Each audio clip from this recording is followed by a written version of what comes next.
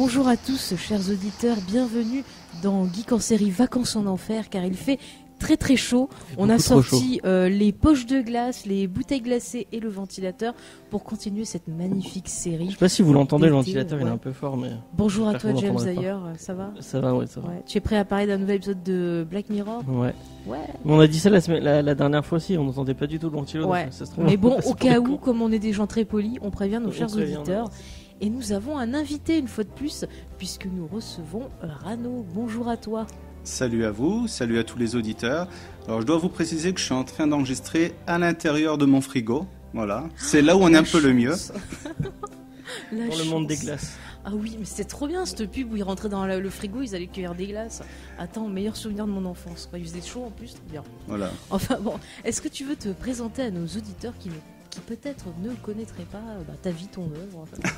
Bon, il n'y a pas énormément de choses à dire, mais bon, voilà, on va dire un petit peu mon activité sur le web moderne.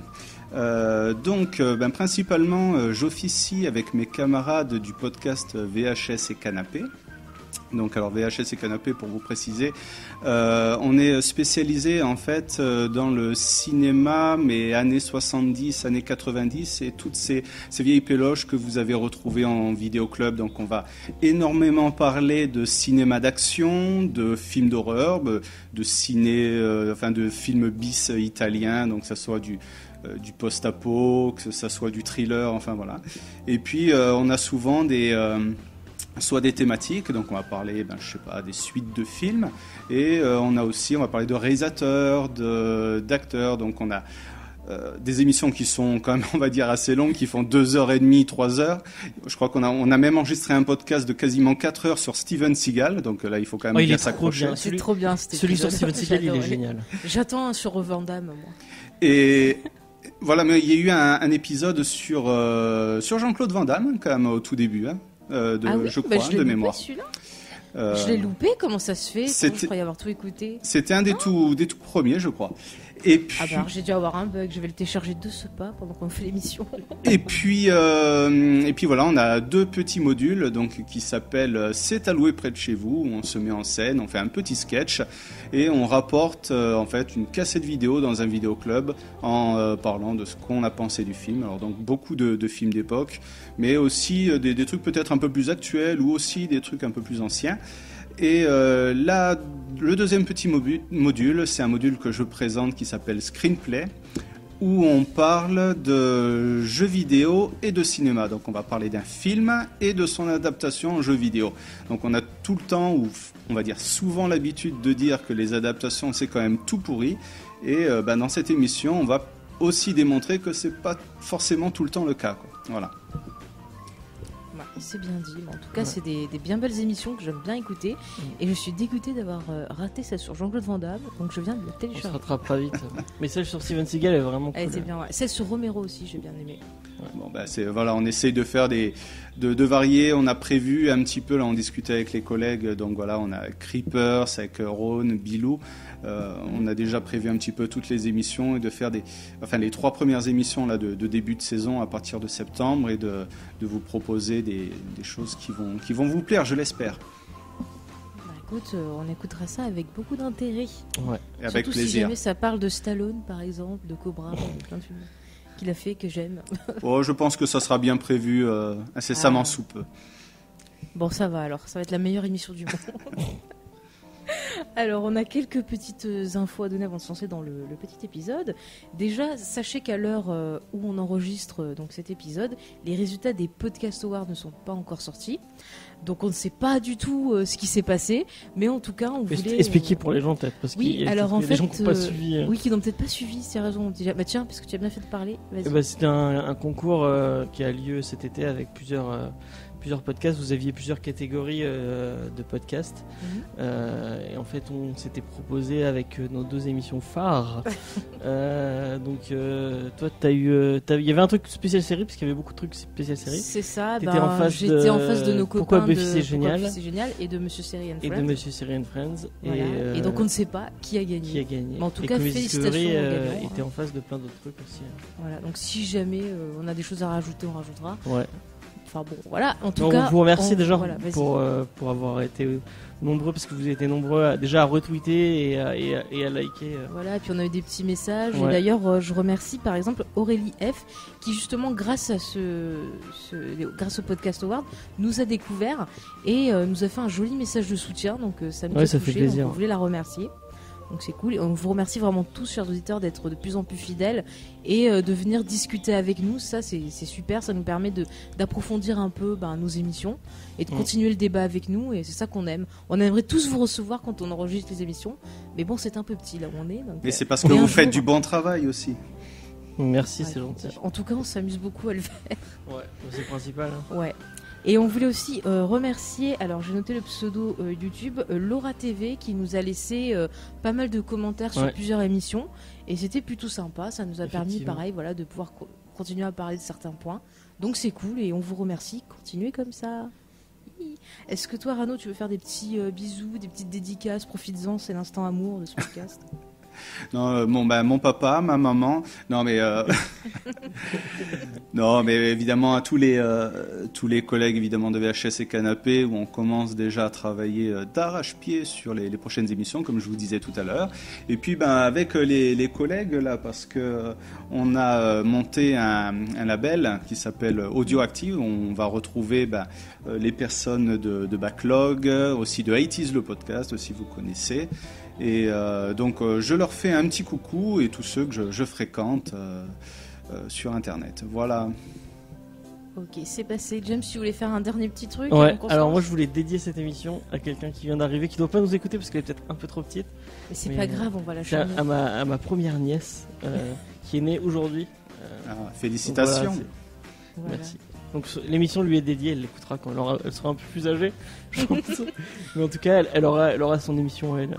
Donc voilà, Anaïs. Et grâce à ça, tu vois, elle va découvrir plein de belles choses, des bons podcasts à écouter. Voilà. Ça va être très très bien. Des belles leçons de vie grâce à cet épisode. Exactement. Dans 10 ans, elle écoutera VHS et Canapé en se disant.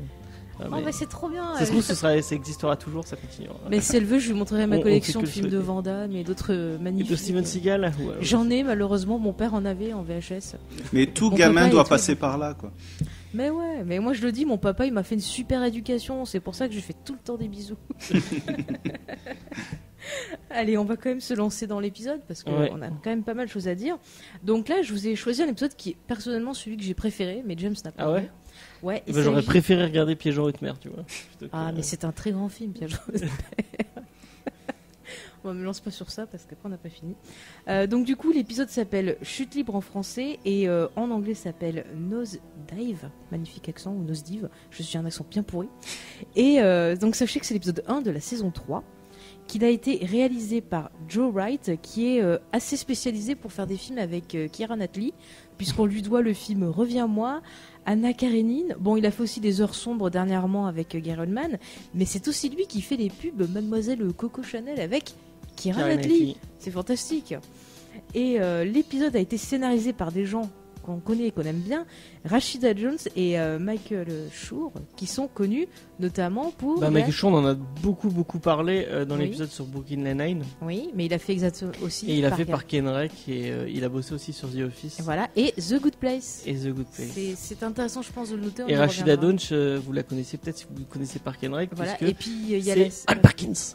Anne Perkins, ouais. Et elle est aussi dans une série qui est plutôt pas mal, qui a un côté parodique très années 80, 90, genre Y a-t-il un flic pour sauver tu vois, oui, je me souviens, pas l'humanité, mais comme ça c'est Angie Tribeca, il me semble. Ouais, voilà. J'ai des épisodes en retard. C'est sympa. C'est une bonne actrice, elle est cool. Ouais, et c'est la fille de Quincy Jones. De Quincy Jones, oui. Alors, juste une petite reco sur Joe Wright. Il y avait un film qui était sur Netflix, mais je crois qu'a complètement pété, qui s'appelle Anna. Et, oui, on l'a vu. Et qui est plutôt, sans être un très grand film, qui est un honnête film d'action. Voilà, une petite recommandation comme ça. C'est avec la petite qui était dans Lovely Bones là. Oui, c'est ça. C'est le truc où elle a des pouvoirs ou je sais pas quoi. Là. Mais non, tu sais bien, elle a été entraînée pour être une tueuse ou je sais plus quoi. Oui, c'est vrai, je m'en souviens. Voilà. Mais ça se laisse regarder. Oui, c'est honnête, voilà. En effet. Alors dans l'épisode, on retrouve Bryce Dallas Howard, que vous connaissez parce que déjà c'est la fille de Ron Parce qu'on Howard. l'avait vu Oui. dans Arrested Development, elle joue son propre rôle. Oui, dans la dernière saison. Dans la dernière saison, elle Elle est joue très son drôle. propre Elle est rôle. aussi dans Jurassic World. Ouais. vraiment. C'est Moi, celle j'aime qui beaucoup court, cette actrice. qui Avec essaye des de talons. s'échapper voilà, au T-Rex alors, avec ses talons. Alors j'ai pas compris la polémique parce que je veux pas dire, mais dans X-Files, Scully, elle avait tout le temps des talons et elle courait. Jamais personne s'est plaint. Donc ça j'ai pas compris. Oui, mais il n'y avait pas pourquoi, de T-Rex derrière. Oui, mais il y avait des extraterrestres. Moi, j'aime beaucoup cette actrice, elle trouve vraiment bien. Bon, Ouais. pas trop dans ce rôle-là, mais. Après, on l'a vu aussi dans Spider-Man 3, Ouais, Elle elle faisait faisait Gwen Gwen Stacy. Ouais. par exemple. Voilà. Non, mais c'est une actrice sympathique, moi je trouve, et qui, justement, je trouve que c'est bien qu'elle soit dans cet épisode parce que c'est quelqu'un qui a beaucoup souffert justement de la haine et du harcèlement via les réseaux sociaux. Ouais. Où souvent, on la traite de grosse alors qu'elle est juste magnifique cette fille, mais bon. Écoutez, hein, c'est les mystères. Hein. Alors, qui on retrouve? On retrouve également Alice Eve, que vous avez peut-être pu apercevoir dans Star Trek 2 de J.J. Abrams. Et on a également Cherry Jones, que vous avez pu voir dans 24 heures chrono, qui faisait en fait la présidente dans les dernières saisons. Mais son frère, hein, le frère, il est pas connu.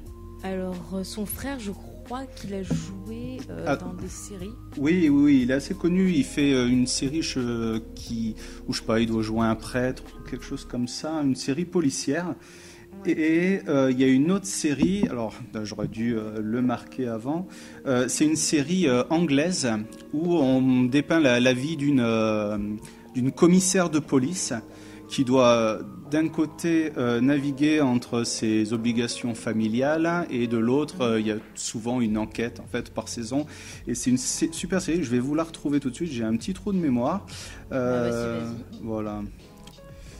C'est pas le truc avec la meuf de Game of Thrones La femme, s'il te plaît. Oui, la femme de Game of Thrones qui jouait Qui jouait qui une fille du Sud chez les Martel, je sais plus. Non, je sais pas si c'est. Une fille du Sud chez les Martel. Non, mais je dis de la merde, ça se trouve. Ah non, tu confonds avec celle qui est brune, là, qui Oui, fait brune, souvent ouais. des séries, là, Ouais. qui avait joué dans Broadback, dans Broadchurch. Broadback, Non, elle est pas dans peut-être. Broadchurch. Si, dans Broadchurch, la saison 2, c'est elle qui bosse avec Charlotte Rampling. Peut-être. Ou elle est contre Charlotte Rampling, mais elle fait un truc comme ça. Bon, ça Voilà, donc l'acteur c'est James Norton et il a joué, Oui, voilà. la série c'est Happy Valley. Oui. Voilà. Ah, ok, non, maintenant c'est pas du tout la série dont on parlait. Et voilà, Peut-être et, c'est parti sur autre chose. et si vous ne l'avez pas vu, c'est une série anglaise qui est franchement excellente. Happy Valley, moi je vous la conseille, c'est un collègue qui me l'avait conseillé. Je crois que c'est passé sur Canal+, et puis après peut-être sur la TNT. Et, Mais elle est pas sur Netflix. Et si, je Je crois, crois qu'elle est y sur Netflix, ouais. Sur Netflix, elle y est. Ouais, je crois. Happy Valley, ça me dit quelque chose. Et c'est franchement une formidable série. Et c'est pas uniquement un drama, parce qu'il y a du suspense, il y a aussi un petit peu d'action, et c'est complètement prenant, quoi. Mais les Anglais ils sont forts en Ouais, en pour les séries histoires policières, policières. ils font des trucs cool. Et puis c'est surtout ce qui est intéressant, c'est qu'il y a une réflexion sur les banlieues londoniennes, quoi. Donc c'est plutôt une série intéressante à regarder, quoi. Ok. Ok, bah voilà, on a déjà une première recommandation. Ouais, merci pour Notez ces bien, retours. chers auditeurs. Happy Valley, voilà. Voilà. Mon petit James, peux-tu nous faire un petit pitch? Alors, encore une fois, on est dans un épisode de Black Mirror, donc il va y avoir une technologie qui va vous rendre fou et qui va vous pourrir la vie. Cette fois, la technologie, c'est une espèce de service de notation. Ça fait encore une fois, il y a le même délire que dans les autres épisodes qu'on a traités, où vous avez des ordinateurs dans les yeux, et en fait dès que vous allez voir quelqu'un, ça va s'afficher, il y a son nom et sa notation qui va s'afficher, donc une notation sur 5, Ouais. et en fait selon la notation que vous avez, que les gens vous donnent, vous allez pouvoir accéder à des services, ou vous allez pouvoir accéder à des emplois Plus prestigieux, plus prestigieux, des maisons ouais. plus prestigieuses. et on va suivre la vie De- du personnage de Bryce Dallas Howard, dont j'ai oublié le prénom, qui veut à tout prix, je crois qu'au début de la série elle est 4.2 et elle veut à tout prix passer 4.5 pour accéder à un nouvel appartement, et elle va vouloir se rendre au mariage d'une ancienne amie d'enfance à elle, qui elle est 5 ou enfin qui est vraiment bien notée. Et en fait pour que tous les gens du mariage la notent, lui donnent des bonnes notes et que son truc puisse monter, et ça va partir en couille. Ouais, on va pas en dire Voilà, trop pour l'instant. Bon, normalement, nos auditeurs, ils savent qu'il faut voir l'épisode. Ouais, Avant faut d'écouter. regarder l'épisode avant. Donc, à partir de maintenant, on va pouvoir se lâcher. J'ai eu peur, j'ai cru que j'avais pas allumé mon micro. Ah bah non, tu ne fais pas ce coup-là. Hein. Désolé, non, j'ai eu peur. Tu l'as déjà fait une fois, ça suffit. Non, c'est bon. Alors du coup, je vais demander à notre invité, donc Rano, qu'as-tu pensé de cet épisode ? Alors, moi déjà, je voudrais sortir une petite anecdote dessus. C'est que lorsque je me suis abonné à Netflix et que j'ai entendu parler de Black Mirror et que j'ai voulu commencer à la regarder, ben, c'est le premier épisode que j'ai regardé parce que je ne sais pas s'il y a eu un bug à ce moment-là par rapport à cette série. C'est que, bon, vous voyez Netflix, à chaque fois que vous démarrez une série, il va se mettre à l'épisode 1 de la saison 1 et puis il va suivre... au fur. C'est le dernier sorti ou un truc comme ça, non ? Ben voilà, moi, la saison 3 venait de sortir et il m'a mis automatiquement l'épisode 1 de la saison 3 alors que je n'avais pas regardé les premiers épisodes, quoi. Après, c'est peut-être parce que c'est la première saison qui est produite par Netflix et ils avaient peut-être pas encore récupéré les anciens. Ouais, c'est ce que j'ai pu lire aussi. Mais bon, sur le coup, j'y ai pas trop fait gaffe. Vous savez, machinalement, on appuie, on démarre et puis finalement, hop, saison 3. Bon, heureusement que quand même dans Black Mirror, ce sont des épisodes qui sont indépendants, donc il n'y a pas d'histoire qui suit, donc c'est pas vraiment un problème. Et pour en revenir à ta question, c'est un épisode que j'ai bien aimé. Alors, qui est peut-être pas le meilleur de toute la série, mais c'est un épisode que je trouve intéressant parce que à la première lecture, la première vision, on va dire, c'est un épisode qui n'est pas déprimant, qui est assez plutôt drôle, je trouve. On est une espèce de... Je parle hors de la critique qu'on va évoquer un petit peu après, mais c'est un épisode qui pourrait s'apparenter à une comédie, en fait. Il y a tout un tas de contextes, d'éléments en fait qui vont s'acharner sur cette pauvre jeune femme, en fait, et qui vont dérouler jusqu'à la fin de l'épisode. Donc c'est pas un épisode triste comme on a pu en voir ou carrément morbide ou glauque, quoi. Donc il y a un ton très comique, t'as raison. Voilà, c'est un ton qui est volontairement comique et il y a plein de quiproquos, de trucs qui vont lui faire baisser la note. Il y a une sorte de ridicule en fait pendant tout cet épisode qui est quand même assez plaisant et qui change l'atmosphère de ce qu'on a pu voir auparavant, quoi. Non, mais je suis tout à fait d'accord avec toi. Moi, j'ai un peu le même avis. C'est pour ça que je dis que c'est mon épisode préféré. Parce qu'il y a vraiment... moi, j'ai aimé vraiment la thématique de l'épisode. La façon dont c'était tourné, ce côté comique. Et puis surtout, moi, ce que je retiens, c'est la petite Howard. Parce que je trouve que, je sais pas, elle a un côté... à la fois, elle a un côté attendrissant. Et en même temps, elle fait peur, en fait. J'aimerais bien la voir dans un film d'horreur, quoi. Quand elle sourit, qu'elle se force à sourire comme ça, moi, ça me... Son rire, là, qu'elle fait au début, là, c'est horrible. Enfin... Mais il faut dire que les personnages, les personnages surjouent, quoi. C'est un thème qui revient tout au long de l'épisode. Tout y est exagéré, tout est surfait, et donc on voit que c'est de l'exagération du début à la fin. Et c'est aussi ça qui est cet esprit un petit peu comique, quoi. C'est ça, c'est tragicomique parce que en fait, quand on regarde un peu plus en profondeur l'épisode, on s'aperçoit qu'il y a vraiment aucun perso qui est heureux, quoi. C'est que du fake. Et du coup, moi, c'est peut-être ça qui m'a touchée parce que quelque part, je me sentais liée au personnage. Que quand je l'ai vu, j'avais cette impression aussi de tout le temps jouer la comédie, donc ça m'a touchée, quoi. Et je vois James qui lève un sourcil. Tu veux nous dire que tu n'as pas aimé l'épisode ? Alors moi, je pense que cet épisode, il est symptomatique de vraiment toute la série pour moi. Moi aussi, je vais faire ma petite anecdote.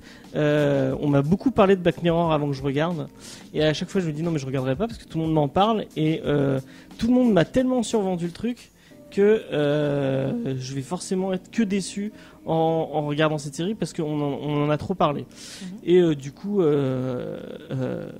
sur d'autres épisodes, j'ai pas eu ce côté de déception, mais on m'avait vraiment parlé beaucoup de l'épisode avec Bryce Dallas Howard en disant oh, tu vas voir, c'est génial, nanani nanana.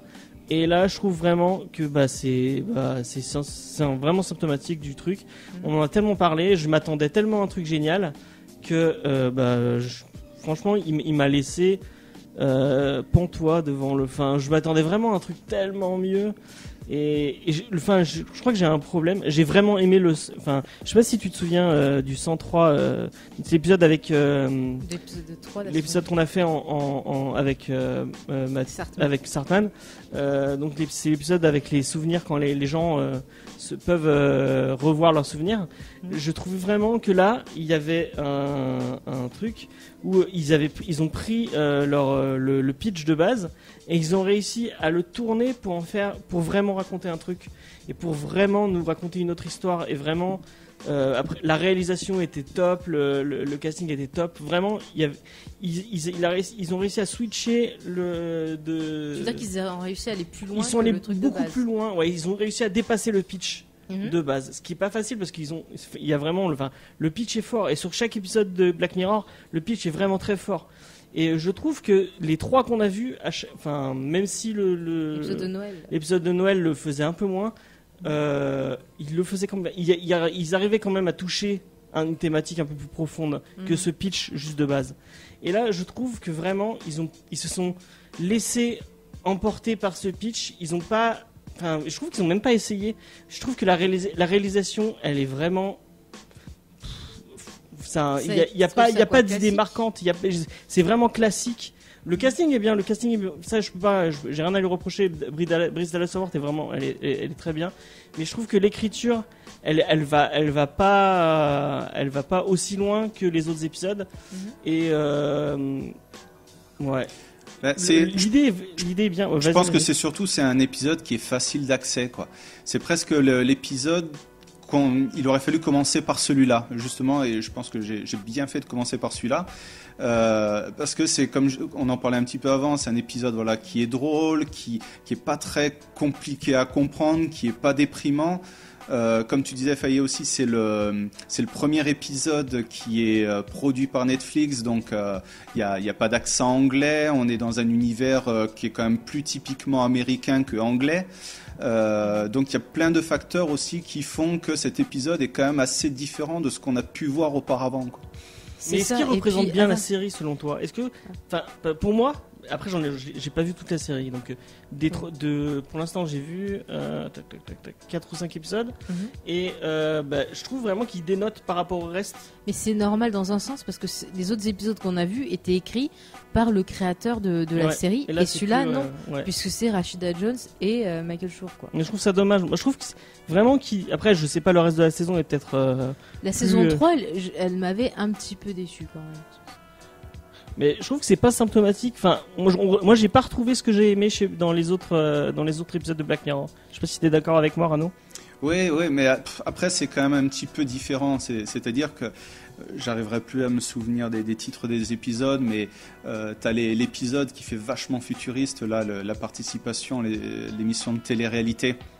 Ouais. Je crois c'est le premier de la saison 2. Non, c'est le deuxième. Le deuxième de la saison 1, ouais, voilà. Celui-là, il a des thèmes, il est un peu plus difficile à aborder de par son aspect, de par certaines thématiques et tout ça, mais qui est quand même intéressant. Moi, mon épisode préféré aussi, c'est celui avec, je crois que vous en parlez dans une précédente émission, celui où la fille a perdu son copain et qu'elle le fait cloner pour revivre avec lui, mais via ses souvenirs. Donc pour moi, pour l'instant, celui-là, c'est le meilleur épisode. Et je trouve que ce qui est intéressant avec Black Mirror, c'est que c'est une espèce de melting pot d'univers, même si on reste sous forme de dystopie, hein. Mais c'est une melting pot d'univers, mais qui reste quand même assez proche, hein, on va dire. On est dans des futurs qui sont assez proches. Ça me dérange pas. Je trouve qu'ils ont plus ou moins chacun leur propre identité. Et je peux comprendre qu'on aime moins celui avec Bryce Dallas Howard, parce qu'il s'apparente peut-être à d'autres séries télé qu'on a vues. Je vous parlais tout à l'heure de Desperate Housewives. C'est pas anodin par rapport à l'univers, quoi. Donc, mais c'est vrai qu'on est dans un univers où on peut décrire à nos auditeurs qui auraient été coquins, qui n'auraient pas regardé l'épisode, qu'on a quelque chose d'assez. Moi, je trouve que c'est assez factice. Déjà dans les couleurs, je pensais un peu à Pushing Daisies, où on avait un peu une ville qui était idéalisée, limite comme dans un conte, et rien ne fait réel en fait. Je voulais en parler tout à l'heure, mais en fait tout est aseptisé. Oui. Ils sont tous habillés en blanc. ou dans des couleurs crème. Toutes les maisons sont blanches. Vraiment, c'est une société qui est complètement aseptisée.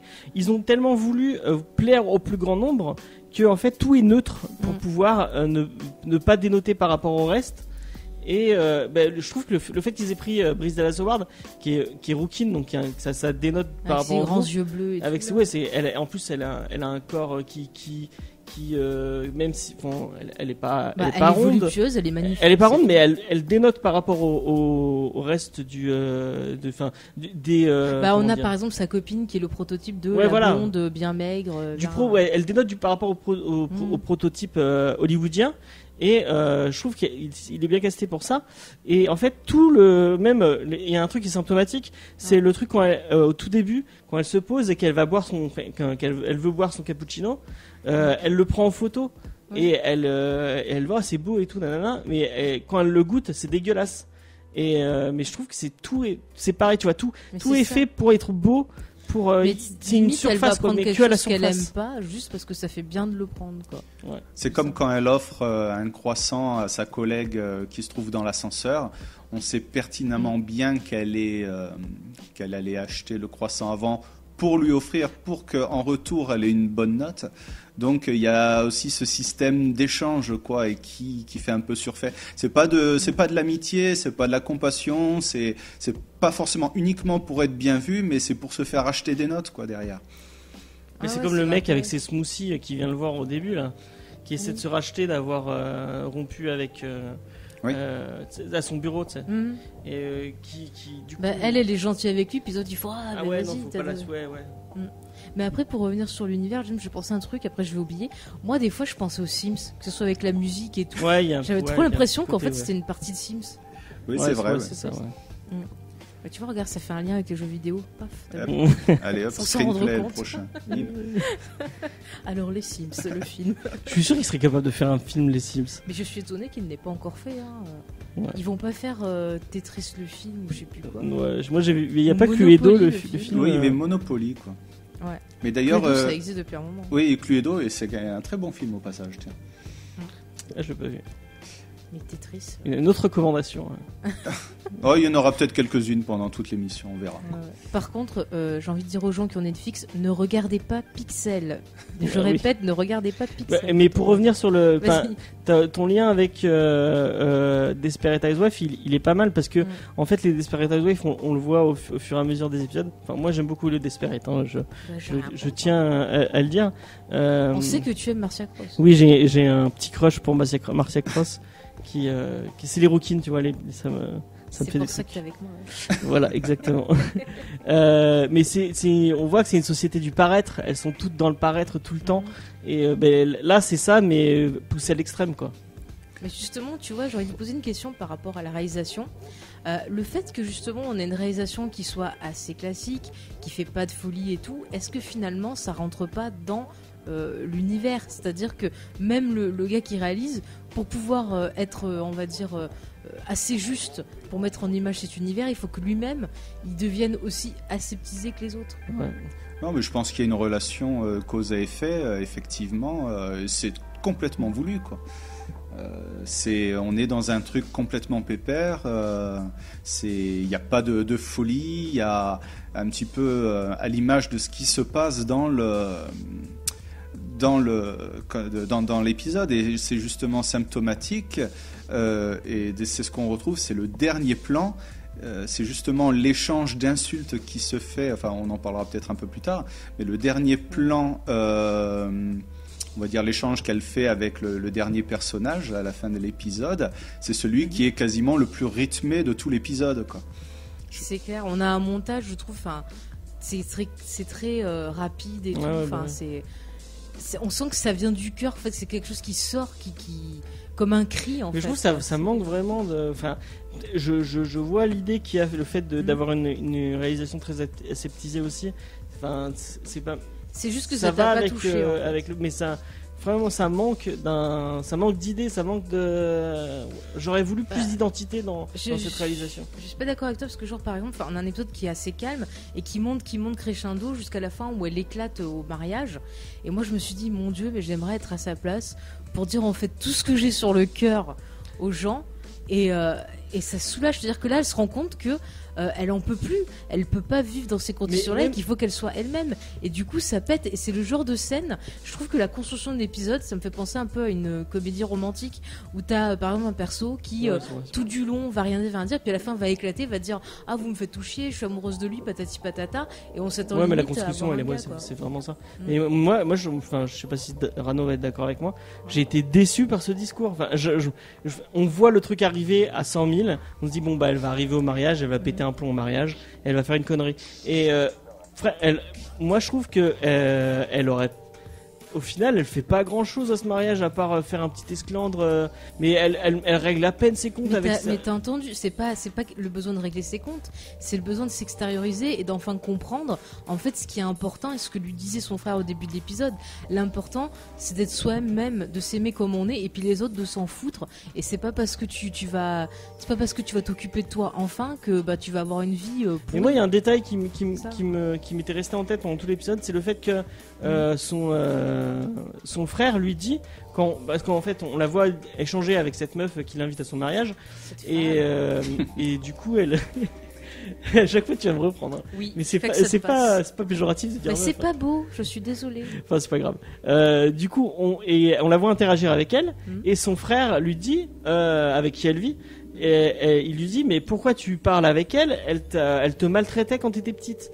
Et moi, dans ma tête, je me dis, elle va aller au mariage, elle va lui en mettre plein la gueule. Et au final... Non, c'est pour montrer que c'est pas ça qu'elle veut, c'est pas oui, non, mais il n'y a pas de vengeance, il n'y a même pas de... c'est qu'elle prend elle passe conscience... juste pour une débile, quoi. Non, c'est qu'elle prend... Mais c'est parce qu'elle en a gros sur la patate et qu'elle prend conscience que finalement, se forcer à être toujours gentil, à parler à des gens qui n'ont rien à foutre de toi, ça sert à rien, et qu'au final t'es pas plus heureux parce que sa copine elle a tout, elle a un beau mari, un beau mariage et tout, mais est-ce qu'elle est vraiment heureuse? Je pense pas. Non mais ils en parlent un moment vers la fin dans une conversation téléphonique, c'est que le fait qu'elle vienne et que l'autre l'invite, tout ça, c'est fait par intérêt, quoi. C'est pas uniquement, on ne sait pas vraiment si elle a de la rancœur envers cette fille. En tout cas, elle l'exprime pas envers son frère. Mais son intérêt principal, c'est de monter en notation, quoi. S'il n'y avait pas eu on va dire cette gamme d'invités qui était au-dessus de 4.5, 4.6, 4.7, elle serait peut-être jamais rendue au mariage, quoi. Ça, après, on le sait pas. Donc... mais elle reste obsédée par elle, puisque même avant, elle m'a tout le temps... Mais parce que t'as pas compris, elle est obsédée par elle parce qu'elle pense qu'elle a la vie rêvée qu'elle voudrait avoir. Et elle se rend compte de qu'est-ce qu'il faut pour avoir cette vie-là, c'est être une grosse... je vais pas dire le mot, mais tu vois ce que je veux dire, un gros mot. Voilà, qui commence par un C. Et elle se rend compte que c'est pas ça qu'elle veut, et c'est pour ça qu'elle... Enfin, moi je l'ai ressenti comme ça, et que je trouve que c'était plutôt pas mal, c'est qu'elle prend conscience, elle fait limite un espèce de mini voyage initiatique quand elle va pour se rendre à ce mariage. Elle rencontre des gens avec des profils différents et tout, et finalement ça lui permet d'avoir un déclic et de prendre conscience. Et c'est pour ça que la fin, finalement, quelque part, moi je l'ai trouvée plus positive que les autres, parce que quand elle a cet échange avec le gars dans la prison, on peut voir ça comme un renouveau et peut-être un peu, pas une anarchie, mais un moyen de vouloir casser un peu ce qui se passe dans ce monde et reprendre les choses et avoir une certaine liberté. Et on était sur le mariage, moi il y a un truc qui m'a titillé. Vous trouvez pas que le mec de May, je sais plus, Maria, non? Je sais pas là. Je sais plus comment elle s'appelle. Ouais. Bon, la blonde, le mec et son meilleur ami, il y avait une relation bizarre. On aurait dit. Mais oui, je crois. C'est pour ça justement. Je pense qu'il est gay, le mec. Oui, bah oui. Et justement, il se marie juste pour avoir des bonnes notes. Oui, bah oui. Et c'est pour ça que je te sous-entendais que sa vie était nulle. Oui, c'est ça. Je pense que c'est un sous-entendu qu'on te fait à la fin. Ouais. Non, mais tu vois, c'est horrible ce monde-là, quoi. Oui, encore une fois, comme dans tous les mondes de Black Mirror, c'est des trucs qui va te montrer. Au début, ça paraît paradisiaque, et encore là, dès le début, tu vois que c'est horrible, c'est clair. Et au fur et à mesure de l'épisode, tu te rends compte que ce monde il est horrible, quoi. Je sais pas si c'est pas le pire, tu vois, qu'on ait vu. Et je sais pas si vous avez lu la news, mais en 2020 va sortir un logiciel en Chine, mais qui est un petit peu du même principe, quoi. Donc quand j'ai commencé à me renseigner par rapport à l'épisode, des petites anecdotes, ce genre de choses, j'avais déjà lu la news avant, mais j'avais complètement oublié. Ils vont sortir en Chine, voilà, une sorte de système de notation de personnes qui pourra donner accès à certains accès à des personnes personnes qui sont plus, on va dire, mieux notées que d'autres, quoi. Donc, mais il y avait eu un scandale comme ça aussi. Il y avait une app, une app, je crois que c'est même une app française. C'était 2 femmes, non, aux États-Unis, c'était 2 femmes. Elles avaient inventé comme ça une application où on pouvait noter les gens et mettre des commentaires sur eux, en fait. Et du coup, il y avait eu tout un scandale couille, et leur application avait été interdite et tout. Enfin, c'était. Mais c'est fou, quoi. T'imagines, ça se trouve dans quelques années, les gens, ils auront même plus la force de. Je crois qu'à la base, elles avaient pas eu, elles s'étaient pas fait avec des mauvaises intentions, et ça avait été détourné très très rapidement pour se transformer en truc de harcèlement. Enfin bon. Mais de toute façon, on voit très bien le rôle de ce qu'ils appellent les influenceurs, et même à notre époque, enfin même de ce qui arrive aujourd'hui, c'est-à-dire que ce sont les personnes qui génèrent, on va dire, beaucoup de monde qui les suivent. Ce sont des personnes aussi qui sont très très bien payées parce qu'ils font beaucoup de vues. Il y a des sponsors qui les suivent, ils reçoivent gratuitement du matériel parce que justement ils vont influencer toutes les personnes, pourquoi pas qui les suivent. Et là on a eu un scandale dernièrement avec des gens de télé-réalité qui en fait vantaient des mérites de médicaments, de coupe-faim et autres sur leur Instagram et qui sont suivis par beaucoup de jeunes. Oui, qui sont suivis par des gens très très jeunes et tu vas pas conseiller des coupe-faim à des gens. La famille Kardashian par exemple, c'est un bel exemple où genre Kim Kardashian se réjouit d'être super maigre et mange ses sucettes. Coupe-faim, quoi. Enfin, bon. Mais avant l'épisode, on parlait de Instagram, mais c'est totalement ça. Il y a des gens, on voit pas encore cette espèce de notation, mais les réseaux sociaux ça commence à se dériver vers ce côté-là, hein, où on voit de plus en plus de gens qui font des trucs juste pour le paraître et pour Instagram. C'est ça, c'est triste. Est-ce que vous voulez rajouter quelque chose sur la généralité de l'épisode ou on rentre un peu plus en profondeur dans les thématiques? C'est bon pour toi? Je pense que c'est bon. Ok. Alors. Mais un dernier truc, c'est à chaque fois, je trouvais que on avait un côté, ils réussissent dans les autres épisodes. Je vais revenir encore sur je vais refaire le mec tu l'as aimé, cet épisode, hein. qui crache sur l'épisode, mais à chaque fois sur les autres épisodes qu'on a vus, à chaque fois ils parlaient de technologie, mais ils finissaient par nous parler de l'humain. Et là vraiment, je fais mon râleur, mais je trouve qu'ils n'ont pas réussi à nous parler. Toi, t'as peu l'impression qu'ils te parlaient. Moi, j'ai pas d'humain, réussi qu'ils parlaient de l'humain, qu'ils essayaient de te. Parce que il montre que il te montre que la technologie elle a été pervertie par l'humain, mais moi je vois même pas de base un monde où il puisse se dire on va lancer un truc de notation, y a pas de problème, ça va être bien. Je vois la logique on va s'implanter un truc pour garder les souvenirs. Là, ça, je comprends qu'il y ait des gens qui puissent se dire ça peut avoir une utilité. Qu'est-ce qu'on a vu comme autre? Le truc des la domotique, avec la télécommande qui bloque. Je peux voir une certaine. Le fait de mettre une partie de toi dans une machine pour qu'elle s'occupe de ta maison. Un peu moins, mais je peux voir qu'il y a une logique. Là, j'ai du mal à me dire on va aller noter des gens et après, je vois mal comment la société a pu passer de ça à cet extrême direct. Après, attends, je laisse Rano peut-être répondre. Non, mais en fait, je disais, ce que j'allais dire, c'est que c'est ce qu'on disait en début d'émission. Enfin, ce que je pensais, c'est que c'est peut-être un des épisodes les moins noirs, les moins tragiques, même si c'est grave ce qui se passe et que c'est un petit peu inquiétant quand même. Mais c'est qu'il y a quand même une certaine liberté de choix, quoi. La seule chose qu'on critique véritablement ici, c'est l'ascension sociale. Et on en reviendra un petit peu après dans les thématiques, mais certaines thématiques qui sont importantes et graves. Mais en soi, on nous laisse le choix quand même de vivre et de ne pas nous imposer certaines choses. Donc effectivement, on va se retrouver, on va pas pouvoir avoir notre place d'avion, on va pas pouvoir accéder à tel ou tel endroit. C'est peut-être quand même quelques restrictions, mais je trouve qu'il y a quand même des choses qui sont moins noires, quoi. Je suis pas d'accord. On parle d'accès à des trucs médicaux aussi. Hein. Là, il y a la fille qui la prend en stop, dit que son mari a pas pu être sauvé parce qu'il avait pas une note assez élevée et du coup pas accès aux soins médicaux qui pouvaient permettre de le sauver. Oui, ça c'est une des dérives, oui, de ce système-là, oui. C'est quand même très dur. Mais on va en reparler. Je peux pas vas-y, sinon c'est pas grave, on va faire dans le désordre. Allez, fais-toi plaisir. On peut pas se dire c'est ok, tu peux pas faire sans. Je pense que tu peux pas vivre sans. On voit son frère qui a pas l'air très sociable, mais pourtant il est quand même à 3.8.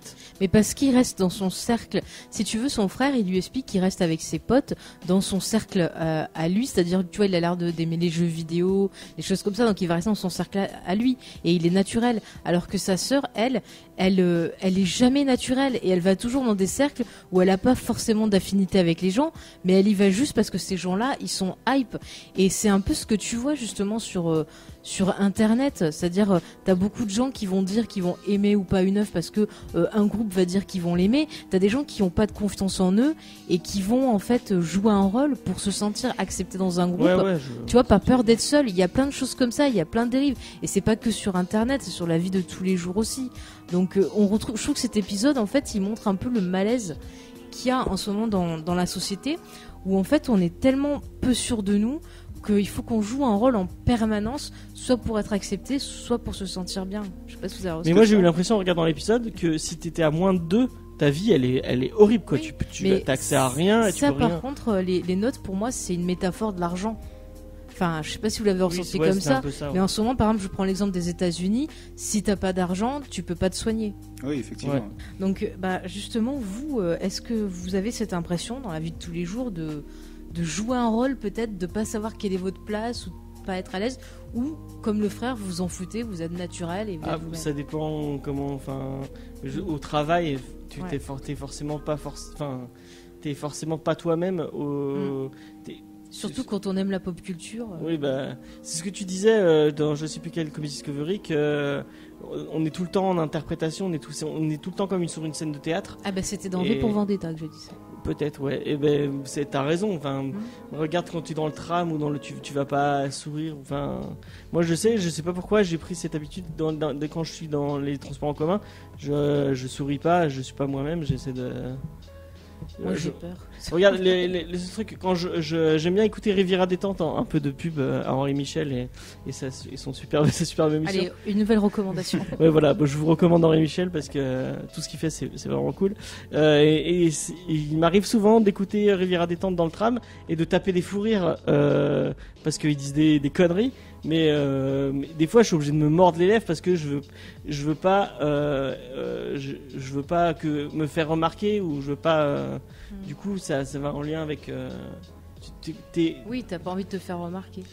Et puis c'est comme avec la pop culture, mais par exemple si tout le monde vous dit que j'en sais rien, que 12 hommes en colère, que j'en sais rien de Dark Knight ou un autre film comme ça c'est génial, et que finalement nous on nous dit non moi j'ai pas aimé, on se retrouve peut-être, ou même Star Wars, voilà, je vais dire, je trouve que Star Wars, les vieux, ceux de 70, c'est de la merde, par exemple. Là, je sais que je me mets un grand nombre de personnes à dos et je suis à contre-courant de... Et l'animatrice de cette émission qui... Non, j'ai rien dit, moi je respecte les avis des gens. Non, mais je dis ça à titre d'exemple, j'adore Star Wars. Bon, ça va. Alors. Non, mais voilà, c'est pour dire que si on est à contre-courant de la mouvance générale, on peut se faire facilement juger, quoi, et plus facilement, surtout sur les réseaux sociaux. J'aime ça. Tiens, j'ai un exemple parfait pour ça. Je fais pas de la pub pour Comedy Discovery, moi mais j'ai un exemple aussi. Dans un vieil épisode de Comedy Discovery, pas ceux qu'on sait qui sont en archive. Il y avait un moment où on discutait et je sais plus pourquoi on était venu à la discussion. C'est le moment où SOS Fantôme version féminine n'était pas sorti encore. Et il y avait quelqu'un, donc je ne citerai pas le nom, qui était dans l'émission, qui a dit mais c'est de la merde et tout, nanana, alors qu'il n'avait pas vu le film. Et moi ça m'avait énervé parce que en fait il n'avait pas vu le film, il n'avait pas vu de trailer, il faisait que répéter ce qu'il avait entendu sur Twitter ou sur parce que il y a des gens importants qui pour lui, qui l'ont influencé. Et dernièrement, tu vois l'exemple parfait avec Solo. Il y a beaucoup de gens qui sont même pas allés voir le film et qui viennent te dire que c'est de la grosse merde et tout, mais ils se sont même pas fait leur avis dessus. Par contre, il y a des gens qui sont venus me voir qui m'ont dit oui, j'ai vu le film, j'ai pas aimé. Bah voilà, on a eu une discussion, c'était intéressant. Mais qu'est-ce que tu veux parler avec quelqu'un qui a pas vu le film, quoi? Oui, ou tous les gens qui crachent sur Batman v Superman juste comme ça. Ça y est, c'est reparti. Je défendrai ce film jusqu'à ma mort. Non, mais par contre, moi j'ai un bon exemple. À un moment, je travaillais dans une institution publique et en fait, j'ai eu le malheur un jour de parler de jeux vidéo. Et du coup, j'étais cataloguée dans mes jeux vidéo et on me parlait comme à une demeurée. Et il y a une fois une de mes collègues qui vient me voir et qui parle de je sais plus de quoi on parlait. Elle fait oui, tu t'y connais en manga, et elle commence à écarter les bras pour faire des guillemets en faisant Pokémon. Oh, putain, alors, génial. Mais vraiment en me parlant comme ça, et je l'ai regardé, je fais alors déjà Pokémon c'est pas un manga, c'est un jeu vidéo, tu vois. Il y a des mangas Pokémon. Ouais, mais à la base c'est ça, et je fais les mangas c'est pas que ça non plus. Et voilà quoi, mais elle m'avait saoulée, j'ai même pas eu envie de défendre ma position, mais c'est ce genre de truc où souvent on te parle comme. Après c'est pareil en fac de ciné aussi. Non, mais on va pas régler. Un exemple. Tu veux régler tes comptes avec...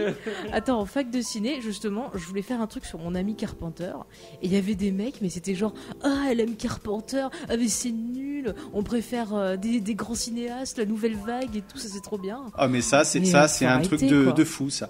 Tu vas dans les écoles de ciné, mais tous les profs, tous les profs comme ça, ils vont te parler de la nouvelle vague, mais tout le reste, c'est de la merde, voilà. Voilà, mais c'était horrible. Heureusement, j'ai réussi à choper un prof en fac qui était trop bien, qui faisait justement des cours sur des cinémas de genre. Il en a même fait sur le western aussi, sur plein de trucs, et c'était super intéressant. Et il arrivait à montrer que ce genre d'œuvre, on pouvait dégager des études de société, enfin plein de choses super intéressantes et intelligentes. Donc il faut arrêter de juger les gens, quoi. Non, mais c'était des exemples. Hein. Par contre, il y a un point commun qu'on peut faire avec cet épisode sur quelque chose. Je vais prendre un exemple de TripAdvisor, par exemple. Ah, ouais. Il suffit qu'on aille dans un restaurant et qu'on mette une mauvaise notation parce que je sais pas, c'était froid, c'était dégueulasse ou un truc comme ça. On peut pourrir une partie de la vie du resto derrière, quoi. Parce que c'est un site, comme je disais tout à l'heure, qui brasse énormément de personnes. Et c'est quelque chose qui est très très important pour les restaurateurs. Nous, c'est vrai qu'à chaque fois qu'on discute avec les serveurs ou le patron comme ça, nous disent on compte beaucoup sur on fait vachement gaffe, on compte beaucoup sur TripAdvisor parce que on a une seule mauvaise note, mais au niveau de la clientèle, on se fait pourrir derrière, on se fait défoncer, plus personne ne vient. Donc, ça, en plus, je sais pas si t'es au courant, mais j'avais vu ça, je crois, sur la 6. Il montrait un scandale où justement, t'avais des gens qui étaient payés pour écrire des fausses, des fausses critiques, ouais, bien sûr. Et ouais, c'est fou parce que ça me rappelle vraiment ce qu'on vit aussi en ce moment. Et du coup, je sais pas si vous avez un problème avec les notations. Moi, je trouve que pour un service, je trouve ça pas si con de devoir poser des notations. Enfin, moi, TripAdvisor, c'est un service que j'utilise peut-être pas fréquemment, mais je sais que quand je vais dans une nouvelle ville que je connais pas de resto, par exemple, j'irai facilement sur TripAdvisor pour me dire... Oui, mais imagine que quelqu'un en fait mette que des faux commentaires. Oui, non, mais de toute façon, il y a toujours des dérives. Dans ce genre de truc. Non, mais c'est bien parce que ça pousse justement les restaurateurs à s'améliorer, à revoir quelque chose qui n'allait pas ou un truc comme ça. Mais si par exemple c'est une critique qui est infondée, qui est injustifiée, et que la personne qui veut des infos sur le resto voit qu'il n'y a qu'une étoile sur 5, et je dis ça, mais j'y participe aussi. Hein. Si je vais dans une ville, justement la dernière fois je vous disais, j'étais chez vous, on cherchait un petit resto dans le coin. Le premier resto que j'ai vu, il avait une note de 3,5 sur 5. J'y suis pas allé, quoi. Je me dis, tiens, à côté, celui-là, il fait les mêmes prix, mais il a 4,5 sur 5. Donc, je vais peut-être aller voir celui qui a une meilleure note. Donc, je pense même si celui à 3,5 sur 5 était très bon, mais peut-être qu'il y a eu moins de clients. Il y a eu peut-être 2-3 personnes qui ont critiqué, à juste titre ou à tort, des trucs sur le resto. Donc, on se fait beaucoup influencer par ça aussi. Hein.